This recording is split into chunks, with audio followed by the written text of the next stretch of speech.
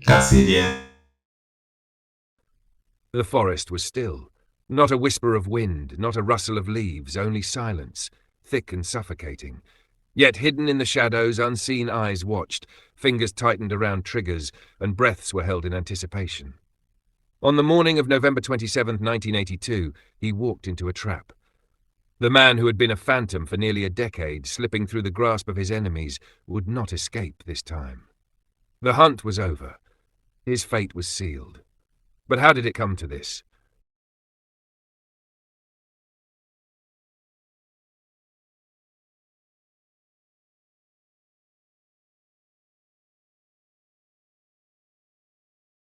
The forests whispered his name long before history did.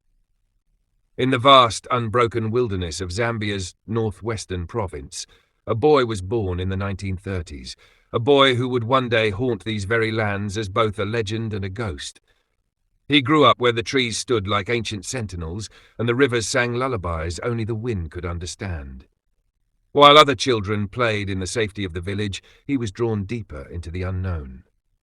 He walked unmarked trails, followed the calls of hidden creatures, and understood the silence of the wild better than he understood people. Some said he was just a boy with a love for adventure. Others believed he was different, a child whose fate was tied to the forest in ways no one could yet explain. But what no one knew then was that these very skills, tracking, evasion, survival, would one day make him unstoppable. His name was Adamson Mushala.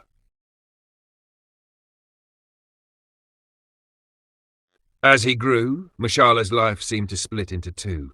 On one side, he was a man of discipline and ambition. At Mukinge Mission School, his sharp mind set him apart. He wasn't just a student, he was a thinker, a leader in the making. It was there that he met Rejoice, the woman who would become his wife. Their love grew like the forest, deep and enduring. Together they built a family, raising 5 children. But on the other side, the wilderness never let go of him. After finishing school, Mushala took a job that kept him close to the land, a game ranger. He patrolled forests with a hunter's instinct, knowing every hidden valley, every treacherous river crossing. Meanwhile, between the 1950s and 1960s, his country Zambia, then a British colony called Northern Rhodesia, was changing. The winds of independence were sweeping across the land, and Kenneth Kaunda's UNIP party was leading the charge. Like many young nationalists, Mushala saw freedom as the only path forward for his beloved country. He joined UNIP's cause, believing in the dream of self-rule. But there was a problem. Not everyone believed that independence could be won with words alone. Behind closed doors, UNIP leaders feared that if talks with the British failed, war would be the only option. So they devised a plan: prepare for an armed struggle just in case diplomacy failed. Mushala was among those chosen for a secret mission. He would leave Zambia, train as a soldier, and return as a weapon of war. So, in 1962, Mushala's journey took him far from home, to China, a land where revolution had already reshaped history. Here, he learned more than just how to fight. He studied guerrilla warfare, psychological tactics, and the art of blending into the wilderness. He trained with men who believed that revolution was not just a cause but a way of life. And then he met the man himself, Chairman Mao Zedong. Mao's words lit a fire inside Mushala. He spoke of power, resistance, and the inevitability of struggle. He taught that some wars were not just political, they were destined. Mushala never forgot that moment. He never forgot what Mao had awakened in him. As a tribute, he later named his daughter Mao Mushala. But what Mao didn't tell him, what no one could have told him, was that when he returned to Zambia, the war he had prepared for would no longer exist. By the time Mushala set foot on Zambian soil again, history had already been written. On October 24, 1964, Zambia was free.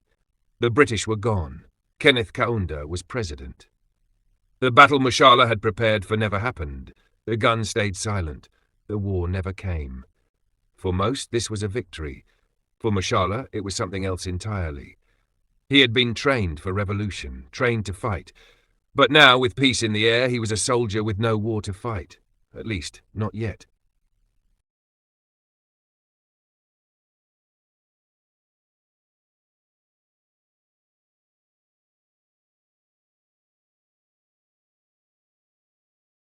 For many, October 24th, 1964 was the dawn of a new era. Zambia had broken free from British rule without firing a single shot. It was a victory for diplomacy, for unity, but not for Adamson Mushala. In the shadows of the celebrations, as fireworks lit up the Lusaka skyline, Mushala watched and waited. He had fought for this independence. He had trained for war, prepared for battle, and stood ready to defend the nation. But now that the war never came, what would become of the warriors? He had an answer in mind. Mushala approached President Kaunda, seeking what he believed was rightfully his, a leadership position in the new government. He did not ask for power out of vanity. He wanted a role that suited his experience, his training, something that would allow him to serve his country in peace. Chief Game Ranger, Minister of Tourism and Wildlife, Kaunda refused. No explanations, no discussions, just rejection. For Mushala, the betrayal cut deep. He had devoted himself to the cause of independence, risked his life, and even left his family behind to prepare for a war that never came. And yet, when the time came to rebuild the nation, he was cast aside. Had it all been a lie? Did Kaunda see him as nothing more than a disposable tool? Mushala's faith in UNIP crumbled. The party he had once fought for had become his enemy. Determined to challenge the new government, Mushala walked away from UNIP and joined the opposition United Party UP, led by Nalumino Mundia. No longer a soldier, he became a firebrand, speaking out against Kaunda's policies. But opposition in this new Zambia came at a cost. The government persecuted political dissidents. Mushala was branded a troublemaker, a traitor, a man who could not be trusted. They silenced his voice the only way they knew how. He was arrested. For months, he rotted in a Chinsali prison cell, his fate hanging in the balance. Would he ever see freedom again? Would he ever hold his children in his arms? Then, unexpectedly, he was released. Perhaps Kaunda believed imprisonment was enough to break him. Perhaps he thought Mushala had learned his lesson. But Mushala had learned something else entirely. In December 1972, Zambia's political landscape shifted dramatically when Kaunda declared the country a one-party state, outlawing all opposition parties. This move angered many, including Mushala, who refused to accept the political suppression. Mushala knew what this meant. The walls were closing in. If he stayed, he would not survive. His fate was sealed. He had to disappear. One night, under the cover of darkness, he packed whatever little he could carry. He loaded his wife, Rejoice, and their 5 children into a Land Rover 109. As they drove, the headlights cut through the darkness, slicing across the empty road ahead. The vast Zambian wilderness stretched around them, shadowy and silent, as if holding its breath.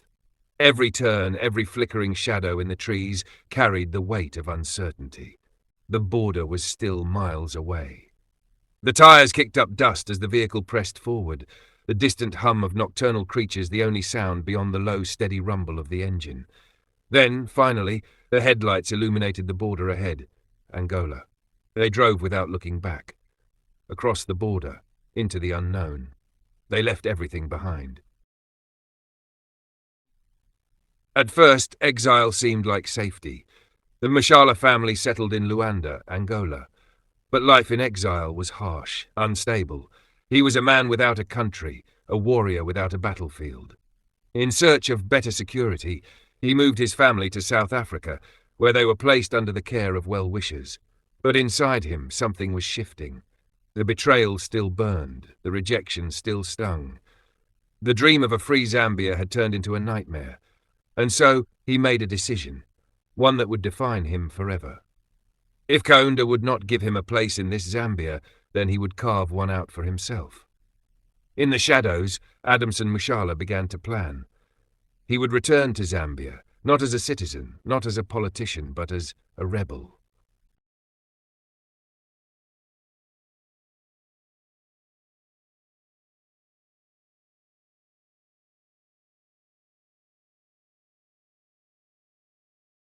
Apart from the resentment that Mushala had towards Kenneth Kaunda, after being sidelined in participating in Zambia's leadership after independence in 1964, Mushala's plans for rebellion were fueled by a combination of other local, national and regional factors.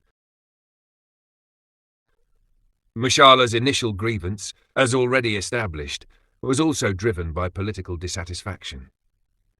And this became more intense in 1972, when Kaunda introduced the one-party state, effectively dissolving all opposition parties and consolidating power under UNIP. This meant that Mushala's role and others in opposition political parties was now illegal.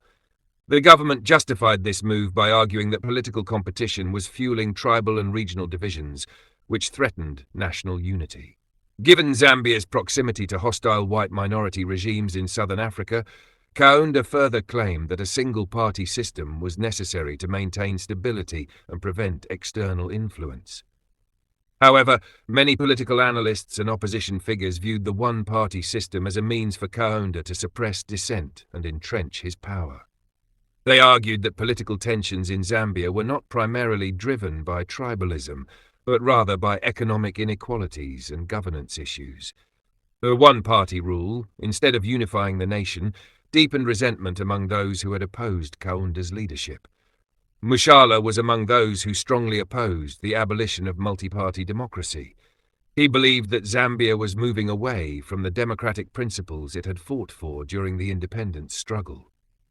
His rejection of the one-party state was one of the main reasons he took up arms against the government. One other grievance that contributed to the rebellion was the perceived economic and social neglect of Northwestern Province. Although it was one of the largest provinces in Zambia, it lagged behind in development. The early years of Zambia's independence were economically challenging for the entire nation, but the impact was particularly severe in Northwestern Province. Scholars have pointed to Zambia's over-reliance on copper mining and its failure to diversify the economy as key factors in this underdevelopment. Despite Northwestern Province's potential in agriculture and tourism, its economy remained centered on subsistence farming, leaving much of its population in poverty. While academic studies viewed the province's struggles within the broader economic challenges facing newly independent African nations, Mushala and his followers interpreted the situation differently. They saw the lack of infrastructure, poor educational opportunities, and inadequate health care as deliberate neglect by the UNIP government. The failure to provide basic social services led to growing resentment among the people, and Mushala positioned himself as a champion of their cause. The sense of alienation among the people of Northwestern Province deepened and created fertile ground for Mushala's armed rebellion. The Mushala Rebellion took place within a broader regional context of political instability and armed conflicts. During the 1970s and 1980s, Southern Africa was marked by liberation struggles and Cold War rivalries.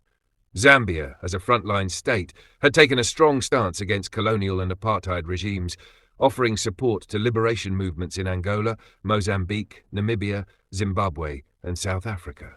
There were claims that South Africa, fearing Zambia's influence in the region, sought to destabilize the country by supporting armed insurgencies. Reports suggest that Mushala received assistance from South African intelligence and Rhodesian forces, who had an interest in weakening Kaunda's government.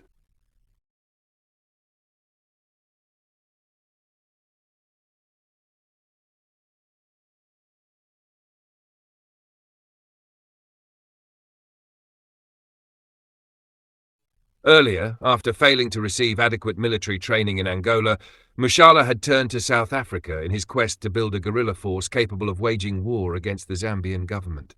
Mushala and his followers were flown into Caprivi, a South African-controlled strip of land bordering Zambia, Angola, and Botswana. At Caprivi, Mushala and over 200 of his rebels underwent military training under the command of Colonel Jannie Breitenbach of the South African Defence Force, SADF. The training was part of South Africa's broader strategy of destabilizing neighboring countries that supported liberation movements. Pretoria saw Mushala's rebellion as a potential tool to counter Zambia's support for anti-apartheid and independence movements in southern Africa. In 1976, Mushala returned to Zambia well-equipped and launched an armed insurgency. and his wife, Rejoice, recalled the day her husband Mushala left for Zambia. It was the last time she ever saw him. He promised to return, but he never did. Alone in South Africa with 5 children, she had to navigate life without him, relying on the goodwill of those who supported their cause. Over time, communication with Adamson became more difficult, and news of his activities reached her only through reports of his guerrilla war in northwestern Zambia. What were these reports she was able to hear about? Well, the Mushala Rebellion caused significant disruption in Zambia's northwestern province. The rebellion targeted both government officials and civilians, leading to widespread fear, displacement, and suffering. The rebellion forced thousands to flee their homes, seeking refuge in chiefs' palaces, schools, and the bush. For example, in 1976, the people of Nantambu fled to Chief Chizela's palace after their houses were burned. Similarly, in 1977, villagers from Shinkula sought refuge at the chief's palace after their homes were destroyed. Schools also became temporary shelters for displaced families, disrupting teaching and learning activities. The rebellion led to the abduction of men, women, and children. For instance, Benoit Kantamoya was abducted in 1976 and separated from his family for nearly 7 years. 17 young men from Chief Chiengele's area were abducted the same year at gunpoint, including 2 medical staff from Kayombo Health Center to treat wounded rebels. Alexander Saimbwende, kidnapped in 1977, was forced to abandon his wife and children. Women and girls were forced into marriages with rebel soldiers. Nepotelo Matafwali, a victim, recounted how abducted women were forced to leave their families and bear children for the rebels. In other instances, rebels attacked health clinics to confiscate medical supplies, crippling healthcare delivery in the region. Economic activities like farming and hunting were severely disrupted due to fear of abduction or death. The burning of granaries in Kamabuta in late 1977 exacerbated food shortages, leading to hunger and starvation. Game wardens in the Lunga National Park were frequently terrorized. In 1979, rebels ambushed the Luswishi game camp, confiscated guns, and forced game wardens to abandon their posts. Mushala's presence in the West Lunga National Game Park unintentionally led to wildlife conservation. With hunting almost impossible, the wildlife population was allowed to grow. For instance, antelopes, elephants, and warthogs increased in number, often roaming into villages and disrupting agriculture.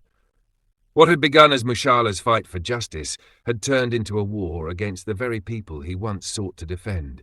He had been betrayed by the government, but now he was betraying his own.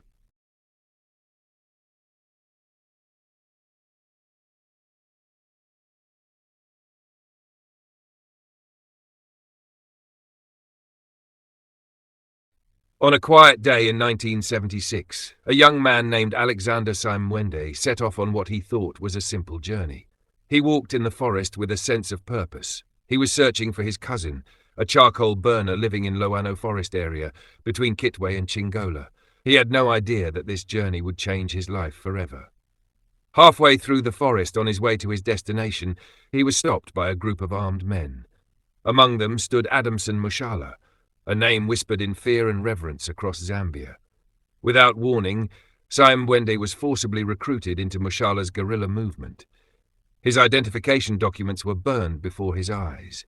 His fate was sealed. If he refused, the consequences would have been lethal. Born in 1948 in Saimbwende village under Chief Kanyama, he had spent most of his life trying to make something of himself. He attended Kapundu Primary School, later moving to Samateba Primary School, where he completed grade 7 in 1972, but failed to advance further. Determined to build a future, he worked in Ndola's Northrise Township as a bar manager and later as a storekeeper between 1972 and 1976. He had even enrolled in evening classes, hoping to further his education, but illness forced him to abandon his studies. Yet none of this mattered now. He was no longer a civilian. He was a rebel. For the next 15 years, Saimbwende fought alongside Mushala's forces, moving through the forests of northwestern and Copperbelt provinces, staging attacks against government forces. The group fluctuated in size, sometimes swelling to 500 fighters. His first battle against the Zambia army came on August 13, 1977, in Munsowiji, barely 8 months after joining. By then, he still had no formal training in guerrilla tactics, but survival left no room for hesitation. The struggle was real, the battles relentless.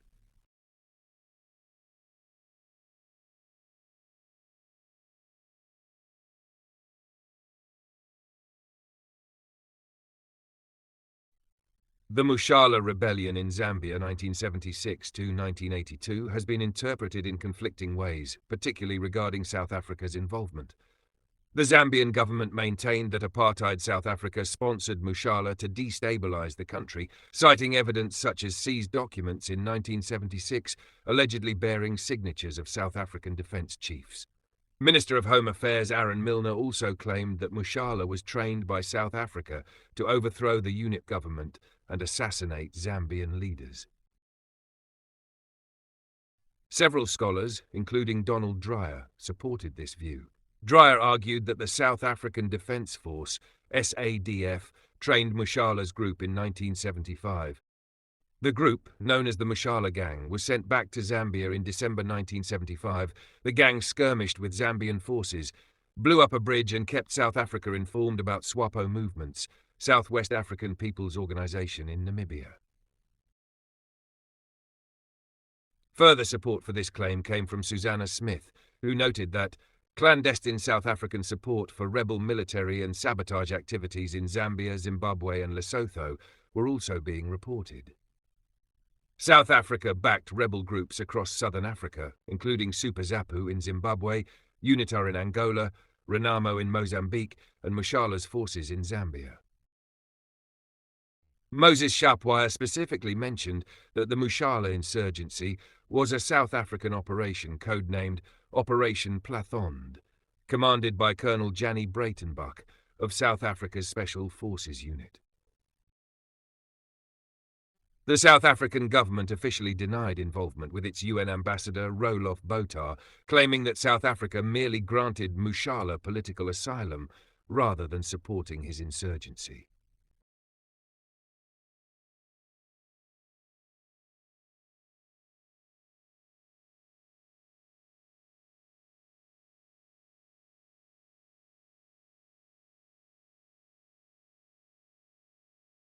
At first, the Zambian government underestimated Mushala's movement, dismissing it as a mere bandit operation.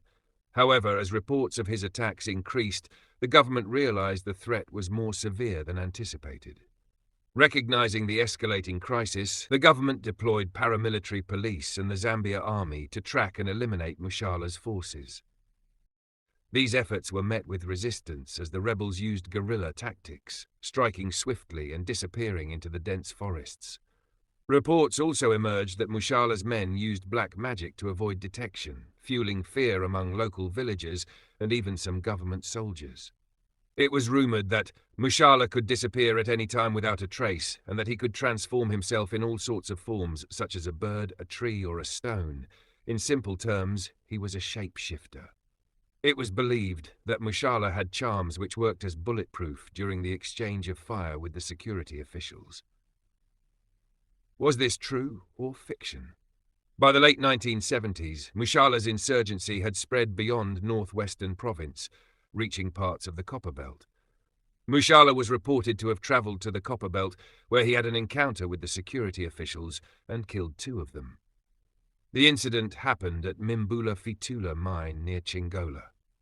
His attacks became more organized, and he reportedly had over 200 fighters armed with AK-47 rifles, RPGs, and other sophisticated weapons, some of which were believed to have been supplied by foreign supporters.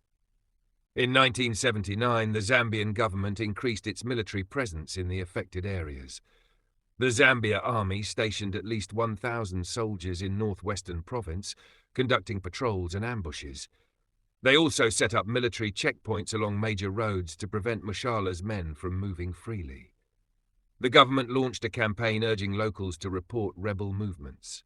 It offered a reward of 100 kwacha to anybody who would provide information leading to Mushala's arrest. The reward was meant to stimulate the effort of the ordinary people in bringing Mushala and his men down. This appeal was published in the Zambia Daily Mail together with photos of some of Mushala's trusted men. However, this strategy had mixed results, as many villagers feared Mushala's retaliation. Some community leaders were coerced into cooperation with the rebels, while others secretly provided information to the army. Authorities worked to counter the myths surrounding Mushala's supposed supernatural abilities. The state-controlled Zambia broadcasting services aired radio programs debunking claims that Mushala could turn invisible or walk through walls. Additionally, the government printed thousands of posters showing Mushala as an ordinary man, encouraging people not to fear him.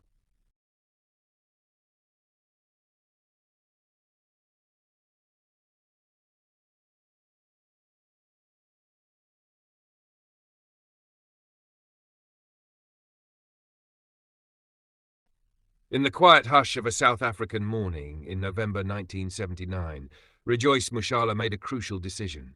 She would return home to Zambia. It had been nearly 7 years since she had left, swept along in the secret plans of her husband, Adamson Mushala. Now, with the weight of exile pressing down on her and her children, she resolved to reclaim her place in the land she had once fought for.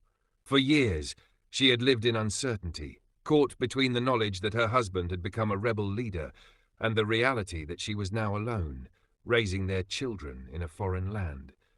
Though South African authorities had provided for her, she had never truly belonged. Zambia was home, despite the danger that awaited her. With her children and 2 other families, Rejoice was driven to the border between Angola and Namibia by South African soldiers. From there, they embarked on a perilous journey on foot, trudging through thick bushland, their survival dependent on the wild fruits they could gather. Hunger gnawed at them, exhaustion slowed their steps, but the pull of home was stronger. Days later, they reached Shangombol, a dusty town on the Zambian border. Rejoice, carrying the weight of her past and the uncertainty of her future, introduced herself to the local police. "I am Mrs. Mushala." The officer stared in shock, momentarily unsure of how to respond. The wife of Zambia's most wanted man had just walked back into the country. They were from this point driven to Sananga and later to Lilai, where they were placed under detention. For months she endured interrogations and confinement, unsure of what fate awaited her. Her letters to President Kenneth Kaunda pleading for her release and that of her fellow detainees went unanswered. Then in January 1980, she was transferred to Kawambwa and placed under house arrest, further isolated from the world. The years dragged on, and the silence from her husband remained.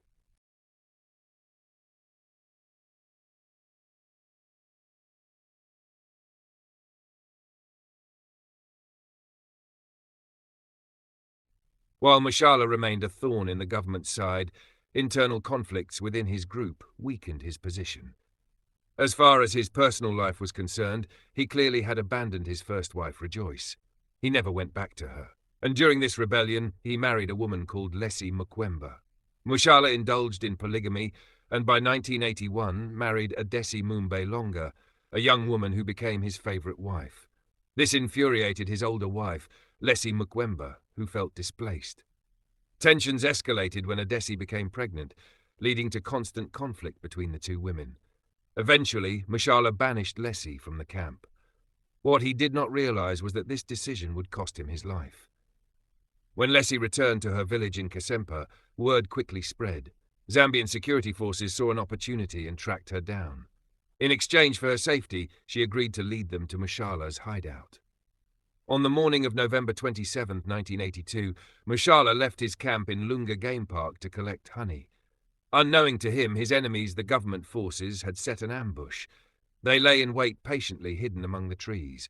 Mushala walked into their trap, and the moment he appeared, gunfire erupted. A bullet struck his eye, another pierced his chest, and Mushala, the feared guerrilla leader who had evaded capture for nearly a decade, fell instantly. He did not make it out alive. His body was transported to Solwezi and paraded in the streets where large crowds gathered to witness the demise of Zambia's most wanted rebel.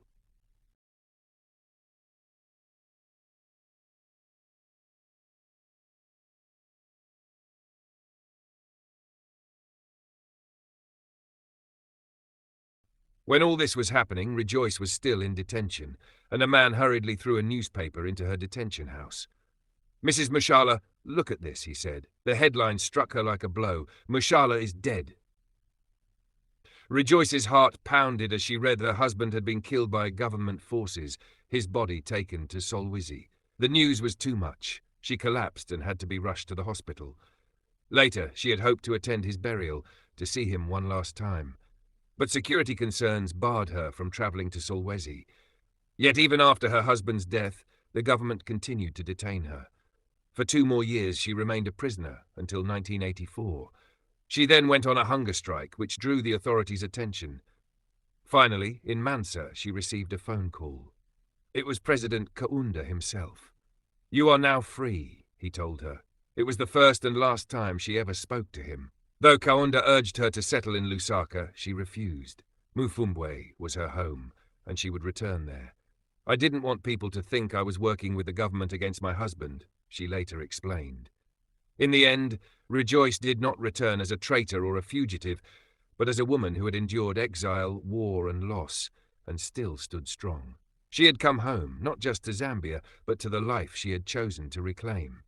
Meanwhile, with its leader dead, the rebellion was left without direction. The leadership fell to Mushala's second-in-command, Alexander Saimbwende. He had risen to that position, transforming from a lone traveller abducted to become a rebel, to stepping up to take command of the rebellion. He was now an experienced fighter. For the next few years he led what remained of the rebellion, recruiting new fighters from areas like Kasempa and beyond. But by 1987, internal power struggles began to weaken the movement. Factions emerged, leadership was questioned, and loyalty was divided. Although he attempted to keep the rebellion alive, the group never regained its former strength. The group shrank in number, as many deserted out of fear and returned to their villages, reuniting with their families. Supplies kept dwindling, and internal conflicts continued to further reduce the group to just 5 men. Meanwhile, Zambia itself was changing. By 1990, the political winds had shifted. President Kaunda, who had long resisted multi-party democracy, was finally ready to embrace political reforms. He offered general amnesty to the rebels. At first, Saimbwende was skeptical. Could he really trust the government that had hunted him for over a decade? But the calls for peace grew louder. Alexander Kamalando, a member of the Central Committee, MCC, for Northwestern Province, personally urged him to surrender. Even Prime Minister Malimba Masheke repeated the government's appeal, speaking directly to the people of Mwinilunga. So on September 14, 1990, after 15 years in the bush, Saimbwende made his decision. He would surrender. With his family beside him, he left his rebel camp in Muminini. On September 18th, he received an official letter from Chief Kanyama confirming that the amnesty was real. Then, on September 25th, under the cover of secrecy, he turned himself in. He was immediately flown to State House in Lusaka. There he met President Kenneth Kaunda, the man he had fought against for more than a decade. The war was over. His time as a guerrilla fighter, rebel leader, and fugitive had ended.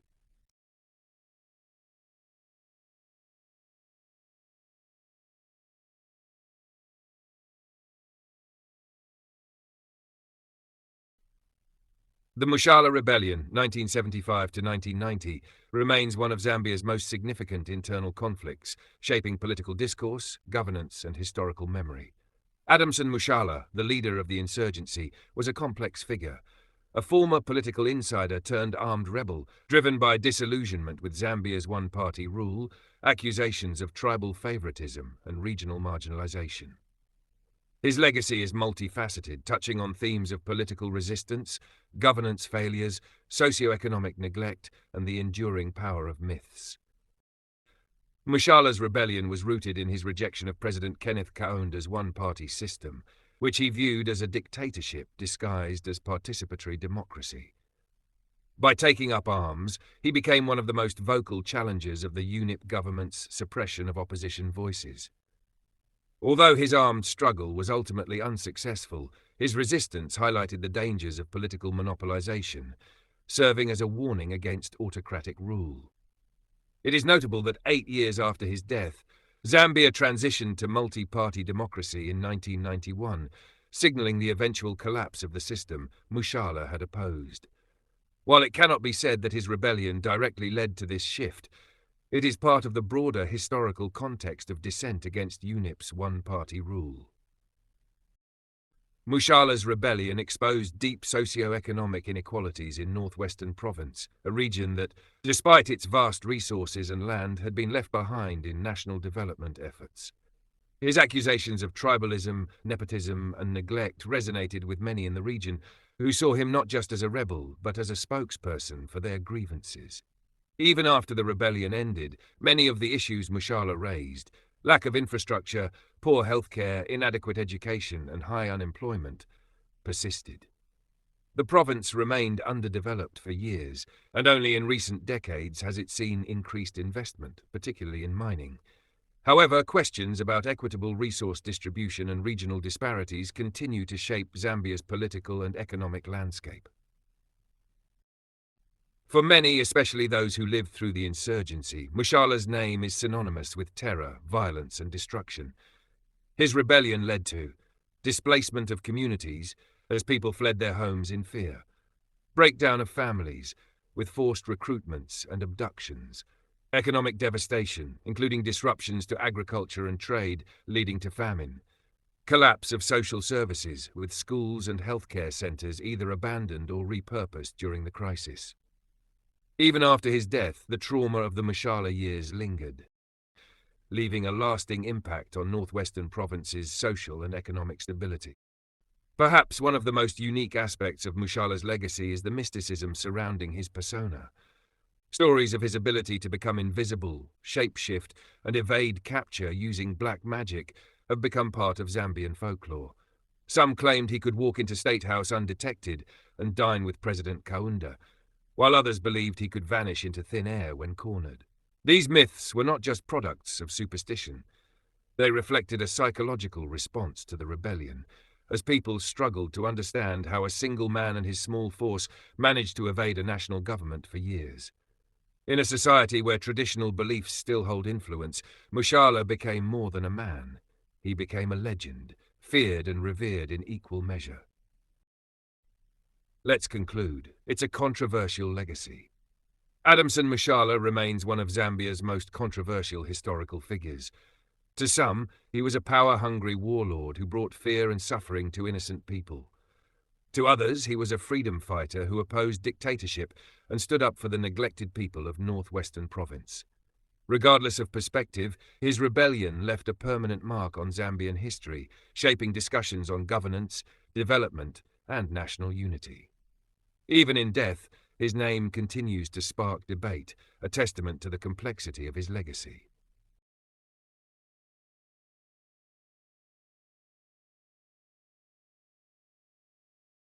Grazie di